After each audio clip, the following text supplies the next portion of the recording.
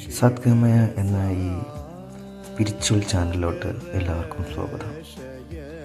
ഇന്ന് തൈപ്പൂയമാണല്ലോ.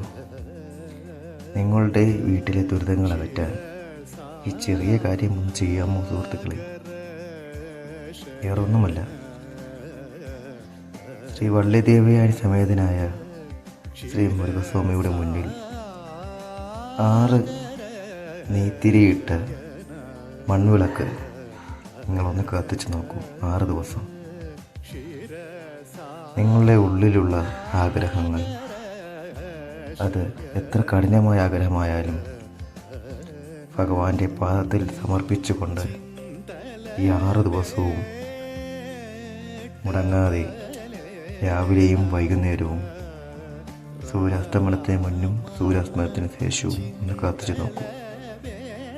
നിങ്ങളുടെ എല്ലാ ദുരിതങ്ങളും അകറ്റുന്നതായിരിക്കും.